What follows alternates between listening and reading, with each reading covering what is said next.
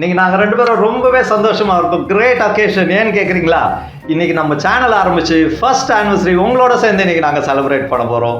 இதுக்கெல்லாம் முழுக்க காரணம் நீங்கள் தான். எங்கள் சேனலை சப்ஸ்கிரைப் பண்ணி எங்கள் வீடியோஸை பார்த்து நல்ல கமெண்ட்ஸை கொடுத்து எங்களை சப்போர்ட் பண்ணதுக்கு இதுக்கெல்லாம் ஒரு பெரிய தேங்க்ஸ் நாங்கள் 2 பேரும் உங்களுக்கு கொடுக்குறோம்.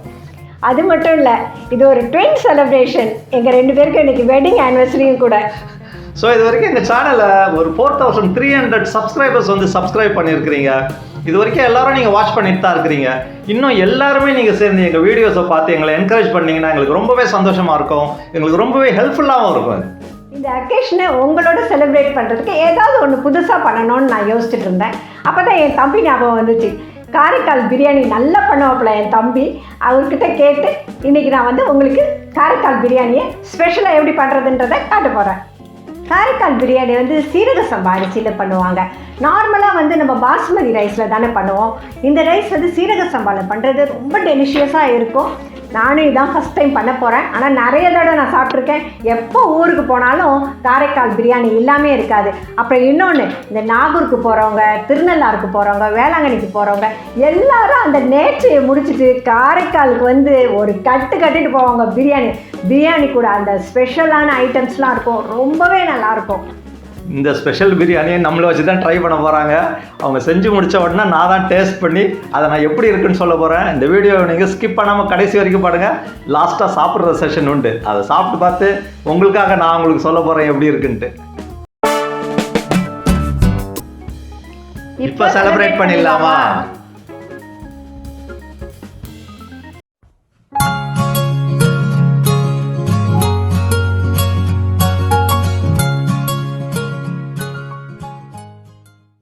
காரைக்கால் பிரியாணி பண்ணுறதுக்கு நம்ம ஃபஸ்ட்டு 1 கிலோ மட்டன் எடுத்திருக்கேன். இந்த மட்டன் வந்து நல்ல பெரிய பீசஸாக தான் போடுவாங்க. அதே மாதிரியே தான் நானும் ஒரு பீஸ் வந்து ஏறக்குறைய ஒரு 100 கிராம்ஸ் இருக்குன்னு வச்சுக்கோங்களேன். அந்த மாதிரி அளவுக்கு நம்ம போட்டுக்கலாம். இதில் வந்து நம்ம 1 டீஸ்பூன் அளவுக்கு மஞ்சத்தூளும் ஒரு 1.5 டீஸ்பூன் அளவுக்கு உப்புத்தூளும் போட்டுக்கலாம். அதுக்கு தேவையான அளவுக்கு நீங்கள் பார்த்து போட்டுக்கோங்க. இப்போ இதுக்கு தேவையான அளவுக்கு நம்ம தண்ணி ஊற்றிக்கலாம். இப்போ மூடி போட்டு ஒரு 7-8 விசில் விட்டு நம்ம எடுத்துடலாம். இப்போ மட்டன் வெந்துட்டு இருக்கட்டும். அதுக்குள்ளே நம்ம அடுத்ததாக ஒரு மிக்சியில் ஒரு மூடி தேங்காவை திருவி வச்சுருக்கேன். அதை இதில் போட்டுக்கிறேன். இது கூடவே நான் ஒரு 10-12 முந்திரியை வந்து சுடு தண்ணியில் ஊற வச்சுருக்கேன். அந்த சுடு தண்ணியில் ஊற வைக்கும்போது நல்லா சாஃப்ட் ஆகிடும். இது கூட சேர்ந்து நல்லா அரைஞ்சிடும். அதையும் இதோட நம்ம போட்டுக்கலாம். அதே மாதிரியே ஒரு 10-12 பாதாமையும் சுடு தண்ணியில் ஊற வச்சுருக்கேன். அந்த சுடு தண்ணியில் ஊற வச்சுட்டு நீங்கள் இப்படி பண்ணிங்கன்னா தோல் அழகாக இந்த மாதிரி வந்துடும். அதையும் அது மாதிரி நம்ம இதோட போட்டுக்கலாம். இப்போ ஒரு டேபிள் ஸ்பூன் கசகசாவை நான் வந்து தண்ணியில் ஊற வச்சுருக்கேன். அதை வந்து இந்த தண்ணியோடையே நம்ம இதோட ஊற்றிக்கலாம். இதை ஊற்றி நம்ம வந்து இதை நல்லா ஒரு ஃபைன் பேஸ்ட்டாக நம்ம அரைச்சிக்கணும். இப்போ அரிசி நான் என்ன யூஸ் பண்ணுறேன்றதை உங்களுக்கு காட்டிடுறேன். நான் வந்து சீரக சம்பா அரிசி தான் எடுத்துருக்கிறேன். சீரக சம்பா அரிசி தான் இந்த காரைக்கால் பிரியாணிக்கு யூஸ் பண்ணுவாங்க. நல்லா எப்படி நைஸாக இருக்குது பாருங்கள். ரொம்ப பொடிசாக இருக்கும். ரொம்ப நல்லாயிருக்கும் இந்த இதில் பிரியாணி செஞ்சோம்னா.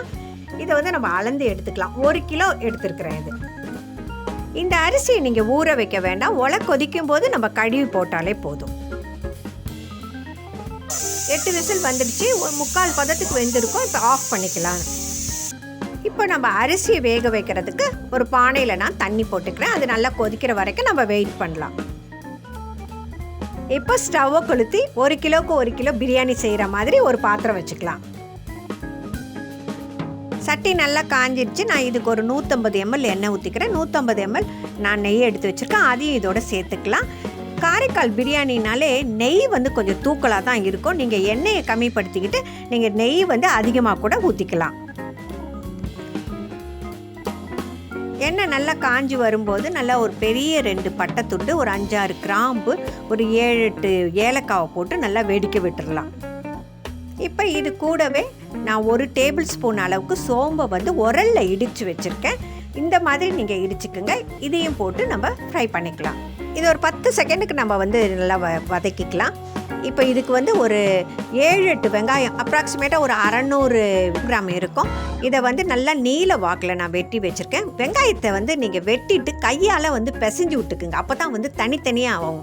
அதை வந்து இதோட போட்டு நம்ம நல்லா வதக்கிக்கலாம். வெங்காயம் நிறையா போடுறதுனால நல்லா கிரேவியாக வரும். வெங்காயத்தை ஓரளவு நம்ம வதக்கிக்கிட்டு இது கூடவே ஒரு 6 பச்சை மிளகாவை நீல வாக்கில் வெட்டி வச்சுருக்கேன். அதையும் இதோட போட்டு நம்ம நல்லா வதக்கிக்கலாம்.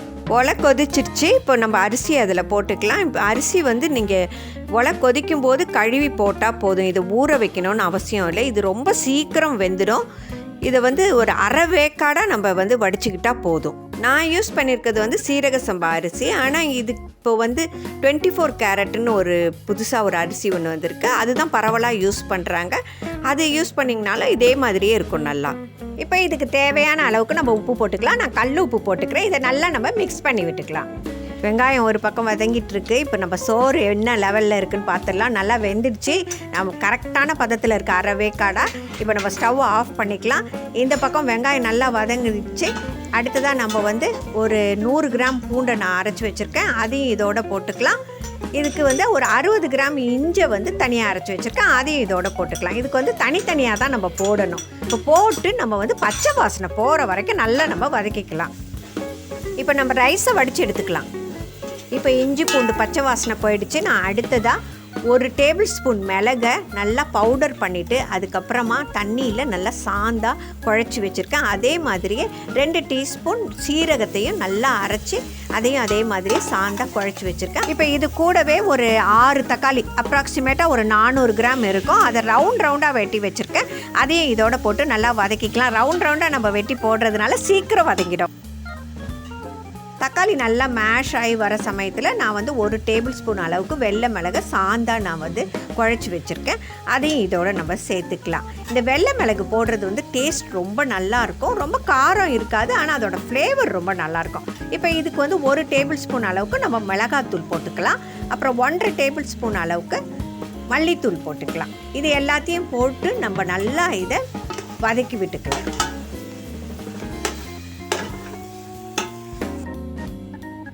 இப்போ நம்ம அரைச்சி வச்சுருக்கோம்ல தேங்காய், கசகசா, பாதாம், முந்திரி எல்லாம் அந்த பேஸ்ட் எடுத்து நம்ம இதில் போட்டுக்கணும். இப்போ தான் நம்ம கவனமாக இருக்கணும். இதை வந்து கைவிடாமல் நம்ம வந்து நல்லா மிக்ஸ் பண்ணி விட்டுகிட்டே இருக்கணும். இந்த பாதாம், முந்திரி எல்லாம் போடுறது தான் இதோட ஹைலைட்டு. இதோட மசாலாலாம் வந்து சேர்ந்து அவ்வளோ ரிச்சாக இருக்கும் இந்த பிரியாணி. நம்ம இதை அடிப்பிடிக்காமல் நல்லா கிண்டி விட்டுகிட்டே இருக்கணும். இப்போ வந்து ஒரு 200 ml நல்லா கட்டி தயிராக இதிலோட ஊற்றி அதையும் நல்லா நம்ம மிக்ஸ் பண்ணி விட்டுக்கலாம். மசாலாலாம் நல்லா ஃப்ரை ஆகி எண்ணெய் மிதந்து வர சமயத்தில் நம்ம இந்த மசாலாவுக்கு தேவையான அளவுக்கு நம்ம உப்பு போட்டுக்கலாம். நான் 1 டேபிள் ஸ்பூன் அளவுக்கு உப்பு போடுறேன். இப்போ நம்ம வேக வச்சுருக்க இந்த கறியையும் இதோட நான் சேர்த்துக்க போகிறேன். நம்ம ஏற்கனவே கறியில் உப்பு போட்டிருக்கோம், அரிசியிலையும் நம்ம உப்பு போட்டிருக்கோம் சாதத்துக்கும்.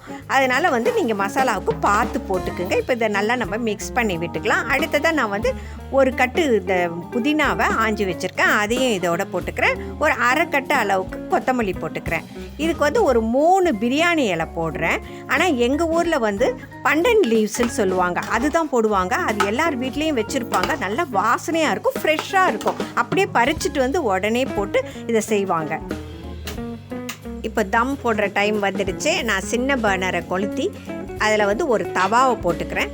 இதை நார்மலாக எப்படி பண்ணுவாங்கன்னா, விறகு அடுப்பில் பண்ணும்போது இந்த தீயை அணைச்சிட்டு அதுக்கப்புறமா அதுக்கு மேலே வந்து கறியை வந்து அந்த தம் போடுறதுக்கு பிளேட் மேலே போடுவாங்க. இப்போ நம்ம எப்படி பண்ண போகிறோன்னு பாருங்கள். இப்போது இந்த வேக வச்சுருக்க அரை வேக்காடாக இருக்க அரிசியை சாதத்தை எடுத்து இதுக்கு மேலே போட்டு அதுக்கப்புறம் லைட்டாக நம்ம கிண்டி விடணும். ரொம்ப வந்து இதுவாக கிண்டி விட்டுறக்கூடாது. அப்புறம் சாதம் வந்து குழஞ்சா மாதிரி ஆகிடக்கூடாது.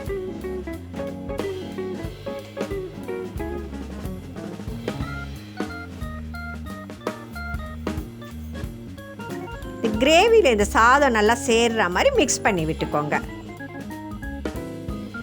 கிரேவி வதங்கி வரும்போதே நம்ம 1/4 டீஸ்பூன் வந்து ஜாதிக்காய் பவுடரை சேர்த்துருக்கணும். நான் மறந்துட்டேன். அதனால கொஞ்சம் தண்ணியில் கரைச்சி இதை மேலே ஊற்றிக்கிறேன். இது நல்ல ஃப்ளேவர் கொடுக்கும்.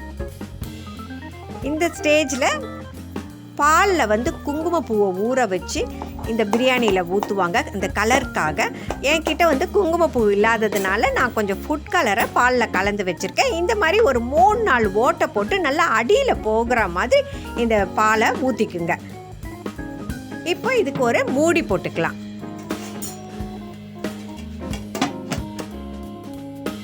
நார்மலாக தம் போடுறதுக்கு வந்து ஆட்டாவை பிசைஞ்சு இந்த ஸ்டீம் வெளியில் போகாமல் இருக்கிறதுக்காக அப்படியே சீல் பண்ணிடுவாங்க. அப்புறம் அந்த தணலை எடுத்து அடுப்பு கறியை எடுத்து அப்படியே மேலே போட்டுருவாங்க. நம்ம வந்து வீட்டில் வந்து சின்ன லெவலில் செய்கிறதுனால நம்ம ஒரு ஈர துணியை நினச்சி இதை வந்து நல்லா நம்ம சீல் பண்ணிவிட்டு இறுக்கி அதை வந்து சைடெல்லாம் நீங்கள் நல்லா சுற்றி விட்டுருங்க. சுற்றி விட்டுட்டு நல்லா கொதிக்கிற தண்ணியை மேலே வச்சு ஒரு மூடி போட்டுட்டோம்னா மேலேருந்தும் உங்களுக்கு ஹீட் வரும், கீழே நம்ம வந்து தவா வச்சுருக்கனால கீழே இருந்தும் ஹீட் போகும். ஃபைனலாக ஒரு டேஸ்ட்டுக்கு ஷாஜீரான்னு சொல்லுவாங்க. அது வந்து சீரகம் மாதிரி நல்லா சின்னதாக இருக்கும். அதை வந்து நம்ம இதை மாதிரி பொடியாக இடிச்சிக்கலாம். இது கேக்குக்கெலாம் கூட போடுவாங்க, நல்லா வாசனையாக இருக்கும். கேக் சீடுன்னு கூட சொல்லுவாங்க. இதை வந்து நல்லா இடித்து எடுத்துக்கலாம். இப்போ நம்ம இடித்து வச்சுருக்க இந்த ஷாஜீராவை வந்து ஒரு கிண்ணத்தில் நம்ம போட்டுக்கலாம். இதுக்கு வந்து நான் கொஞ்சம் ரோஸ் வாட்டர் எடுத்து வச்சுருக்கேன், அதுதான் நல்ல ஃப்ளேவர் கொடுக்கும். அதை இதோட ஊற்றி நல்லா நம்ம மிக்ஸ் பண்ணி வச்சுக்கலாம். என்ன பண்ணணுன்றதை நான் உங்களுக்கு அப்புறமா சொல்கிறேன். 12 to 15 minutes தம் போட்டால் போதும். இப்போ டைம் ஆயிடுச்சு. நம்ம இந்த ஈர துணியும் நல்லா ட்ரை ஆயிடுச்சு. இப்போ நம்ம திறந்து பார்க்கலாம். காரைக்கால் பிரியாணி வீடே மணக்குது, சூப்பராக வந்திருக்கு.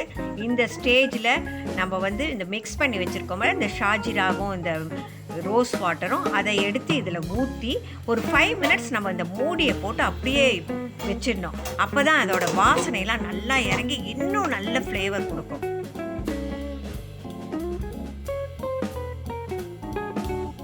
இப்போ காரைக்கால் பிரியாணி சக்ஸஸ்ஃபுல்லாக ரெடி ஆயிடுச்சு. இந்த ரெசிபி எல்லாரும் நல்லா என்ஜாய் பண்ணியிருப்பீங்கன்னு நினைக்கிறேன். லைக் பண்ண மறந்துடாதீங்க. காரைக்கால் பிரியாணினா வெறும் பிரியாணி மட்டும் இல்லை, அது கூடவே mutton dalcha, chicken white kurma, ஒரு கத்திரிக்காய் புளிச்சா, தக்காளி தித்திப்பு, தயிர் பச்சடி, சிக்கன் 65, இதுக்கு ஒரு மேட்சிங்கான ஒரு கஞ்சி, இதுதான் டெசர்ட்.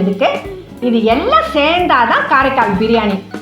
நம்மளுடைய சேனலில் இங்கே இருக்கிற எல்லா டிஷ்ஷுமே ஆல்ரெடி நாங்கள் வீடியோஸ் அப்லோட் பண்ணியிருக்கோம், நீங்கள் போய் பார்த்துக்கலாம். உங்களுக்கு ஈஸியாக இருக்கணுன்றதுக்காக நான் டிஸ்கிரிப்ஷனில் லிங்க்கும் கொடுத்துருக்கேன், கண்டிப்பாக பார்த்து நீங்கள் என்ஜாய் பண்ணுங்கள். இந்த சம்பா கோதுமை கஞ்சி வந்து நான் இன்றைக்கி வீடியோ போடலை, அதுக்கப்புறமா நாங்கள் உங்களுக்காக கண்டிப்பாக போடுவோம். அப்புறம் இந்த பிரியாணி வந்து ஃபஸ்ட் டைம் இப்போ தான் செஞ்சேன். இதோட ரெசிபி வந்து என்னுடைய தம்பி தான் எல்லாம் எங்களுக்கு சொல்லி கொடுத்தாரு. அதை வச்சு தான் நான் இன்றைக்கி போட்டிருக்கேன். இது எப்படி இருக்குன்னு பார்க்குறதுக்கு இவங்க டேஸ்ட் பண்ணிவிட்டு உங்களுக்கு எப்படி இருக்குன்னு சொல்லுவாங்க.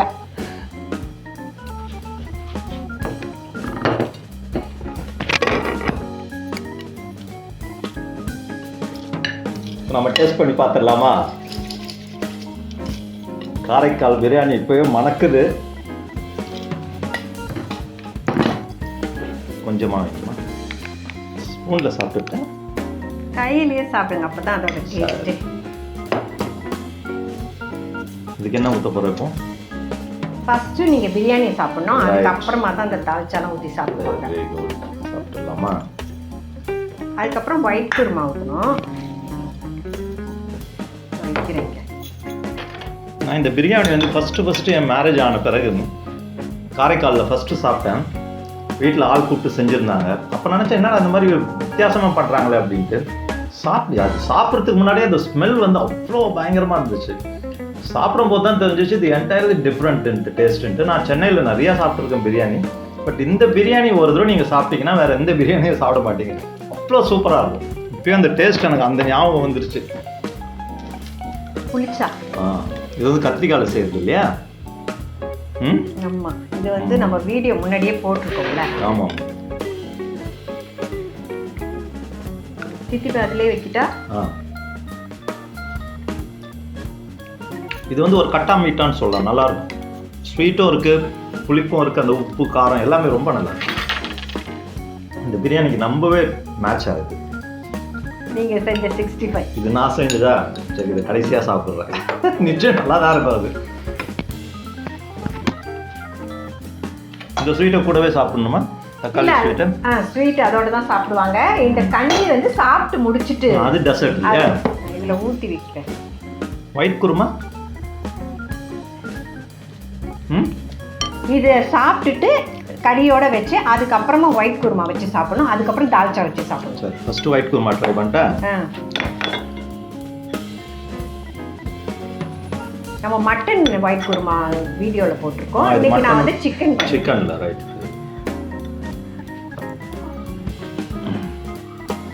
பிரியாணியில் பொதுவாக ட்ரையாக தான் சாப்பிடுவாங்க, தயிர் பச்சடி இதெல்லாம் வச்சு. இந்த ஊரில் தான் நான் பார்த்தேன் இந்த மாதிரி டால்ச்சா, ஒயிட் குருமாலாம் ஊற்றி பிரியாணியில் சாப்பிட்றது. சில இடத்துல கொஞ்சம் சால்னா மாதிரி ஊற்றுவாங்க, பட் இந்த டேஸ்ட்டுக்கு ஈக்குவல் வராது அது. லவ்லிமா, சூப்பராக இருக்கு. இந்த தால்ச்சா ஊற்றி சாப்பிடுவேன்.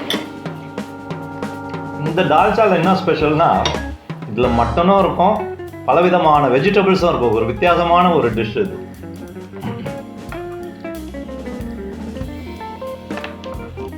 இதில் வந்து இந்த மட்டன் கொழுப்பு போடுவாங்க, இப்படி நிற்கும் மேலே. முக்காசி இது வெறும் எலும்பு தான் இருக்கும், இதில் ஃபேட் நிறையா இருக்கும். முஸ்லீம் மேரேஜஸ்க்கெலாம் போனீங்கன்னா இவ்வளோ ஐட்டம் இருந்து சாப்பிட்ணும். இதுக்கு ஒரு நாளைக்கு முன்னாடி இருந்து நீங்கள் வந்து பசி நீங்கள் சாப்பிடாமல் இருக்கணும், அப்போ தான் சாப்பிட முடியும் ஃபுல்லாக போயிட்டு. நல்லா இருக்கா? எத்தனை மார்க்கு? இரு இன்னும் இதெல்லாம் சாப்பிட்டு முடிச்சுட்டு மார்க் கொடுங்க. ஃபர்ஸ்ட் டைம் பண்ணியிருக்கேன் பிரியாணி. நம்ம ஃபர்ஸ்ட் டைம் பண்ணுறோம் இல்லையா வீட்டில். ஆமாம்.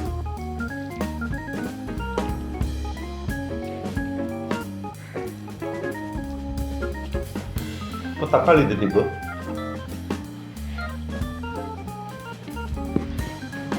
இந்த ரிச்சான பிரியாணிக்கு இந்த மாதிரி ஸ்வீட்லாம் சாப்பிட்டா டைஜஸ்ட் ஆகும்னு சொல்லுவாங்க, அதுக்கு தான் இதெல்லாம் செய்கிறது. நம்ம அடிக்கடி சாப்பிட்ருக்குறோம், பட் இந்த பிரியாணியோட ஃபர்ஸ்ட் டைம் சாப்பிட்றேன் இதான்.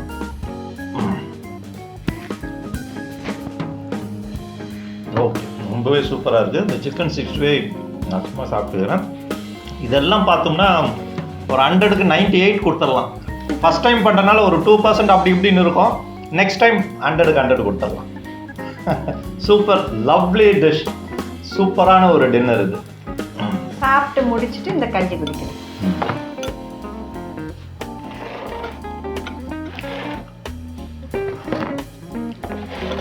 இதையும் ட்ரை பண்ணிடுறேன்.